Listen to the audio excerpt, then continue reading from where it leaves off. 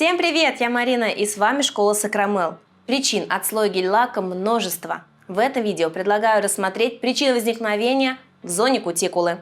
А пока мы не приступили, подпишитесь на мой телеграм-канал, у нас там интересно и полезно, ссылку на канал найдете в описании. А мы приступим! Посмотрим на ногти моей модели. С первого взгляда это ногти, которые отлично проносились. Но если посмотреть поближе, то на каждом ногте мы видим воздушный карман в зоне кутикулы. Если бы это было на одном ногте, то мы могли подумать, что был какой-то единичный случай или ошибка. Но тут эти карманы абсолютно на каждом ногте. То есть на 99% это говорит о какой-либо ошибке мастера. Сейчас я вам покажу, как правильно убирать эти отслойки. Фрезой твердосплавной с тонким носиком идем по нижней границе отслойки, для того, чтобы образовался кратер и отслойка отошла. Если идти по самой отслойке, велика вероятность того, что она будет и дальше продолжать отслаиваться, и она будет биться о фрезу. Ошибки в подготовке ногтевой пластины. Например, после снятия гель-лака остались отслойки предыдущего материала. Вы их сразу увидите по изменившемуся цвету. Он будет отличаться от основного материала, будет более белесым. Тут же ошибка при шлифовке. Остались глянцевые участки на поверхности. Или, например, мелкий абразив бафа, который не приподнимает чешуйки, а заглаживает их. Или, например, он некачественный. Когда дойдете до 10-го ногтя, бафик не шлифует, а полирует пластину, и появляются отслойки.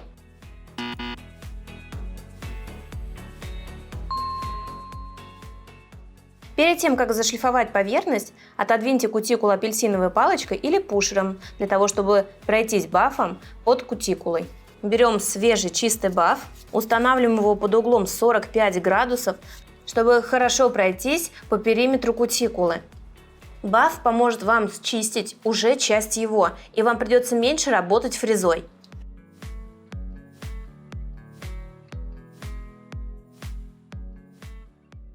Если ваш баф слишком мягкий и вы сомневаетесь в том, насколько он хорошо приподнимает чешуйки, используйте пилку для натуральных ногтей 180-240 грит. Совершаем длинные движения слева направо, чтобы приподнять их.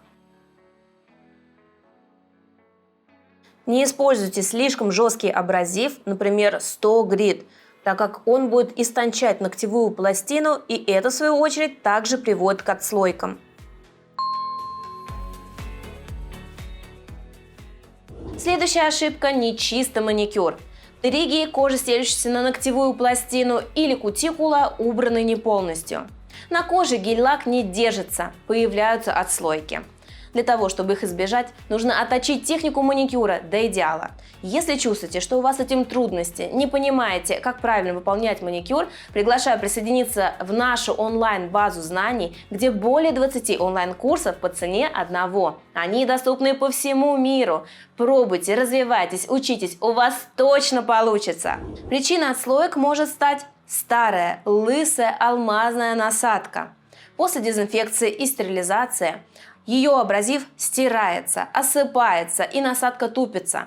Средний срок эксплуатации 5-10 маникюров в зависимости от ее качества. Помимо этого, затупившаяся насадка может стать не только причиной отслоек, но и пропилов. Да-да, мастер сильнее давит на насадку, которая ничего не убирает, и привет пропилы. Поэтому меняйте насадки вовремя.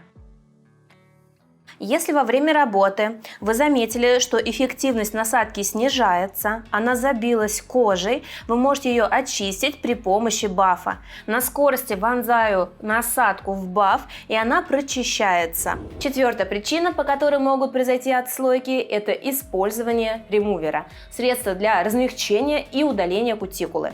Как правило, такой препарат на основе щелочи, который необходимо нейтрализовать. Каким образом? Отправить клиента помыть руки или использовать специальные средства для этого.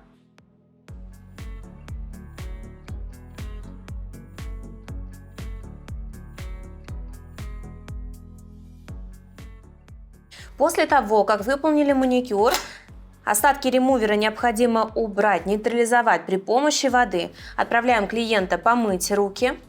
Либо можно использовать обычную воду в пульверизаторе или влажную салфетку. Смачиваем и тщательно вычищаем ремувер.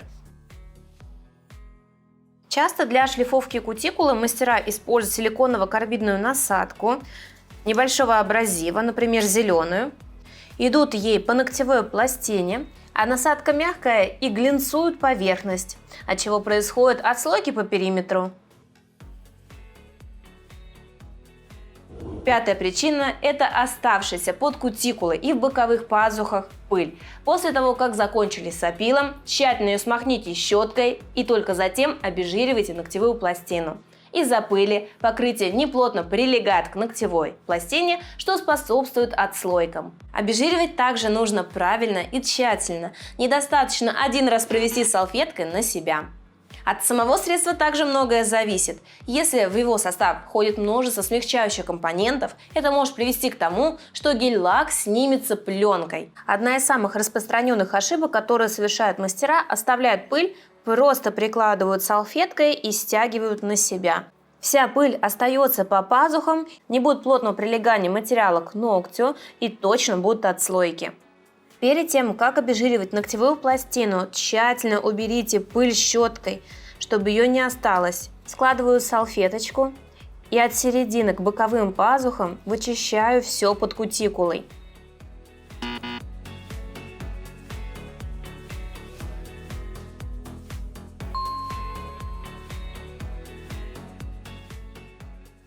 Бывает, что в пазухах все равно остается пыль. Тогда можно сделать следующий лайфхак.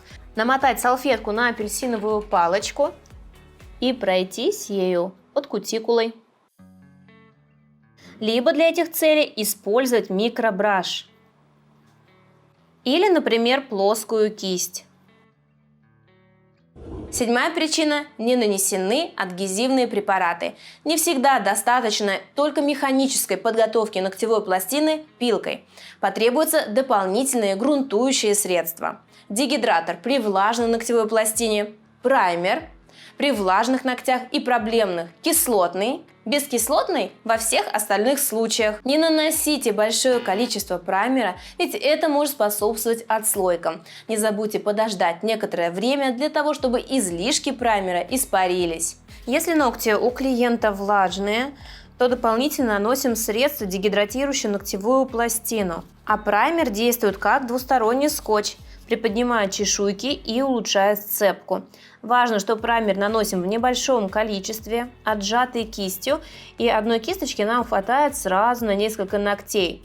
Ошибка также использовать большое количество праймера, наслаивать каждое движение на предыдущее.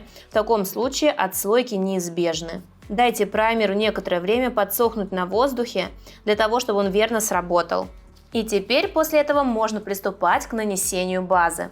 Следующая весомая и часто встречающаяся ошибка – не подошла база. Да, и такое бывает. Мы все разные, и ногти у нас разные. То, что подошло одному, не факт, что подойдет другому. Поэтому рекомендуется в арсенале мастера иметь различные базы по консистенции, пластичности и кислотности. Определить подходящую можно только путем проб. Но если ничего не держится, база любая отслаивается, тогда есть смысл применять твердые материалы – гель, акригель, акрил или полностью выпиливать натуральный ноготь изнутри. Смотрим на ногти моей модели. Они слегка изгибаются, но в целом хорошие. В таком случае мы можем использовать армирующую базу, либо твердую. Если ногти клиента сильно скручиваются, то можно сначала выполнить подложку из пластичной базы, а затем выполнять выравнивание жесткой.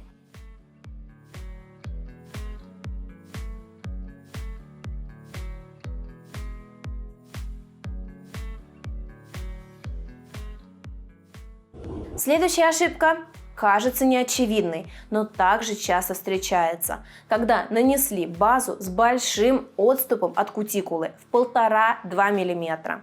Затем цвет наносят близко к кутикуле, тем самым цвет лежит на натуральной ногтевой пластине. У цвета нет такой сцепки с ногтем, как у базы, поэтому происходят отслойки.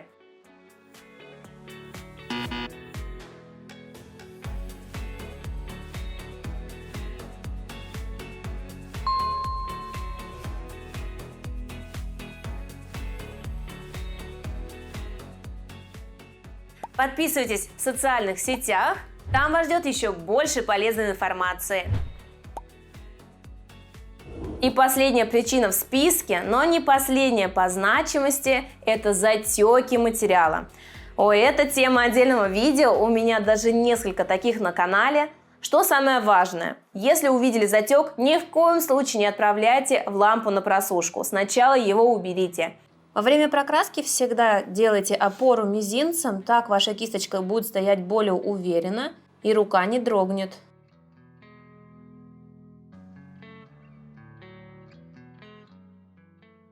Если все-таки произошел затек, вы можете убрать его апельсиновой палочкой. Если он настолько крупный, что палочка не помогает, полностью стираем покрытие и начинаем заново. Перед покрытием приподнимаем кутикулу, чтобы как можно глубже прокрасить. Сильно отжимаю кисточку о горлышко флакона, прокрашиваем ноготь тонким слоем. Сначала с отступом от кутикулы, чтобы не было затека. У кутикулы можно прорисовывать кистью из флакона, а также отдельной тонкой кистью.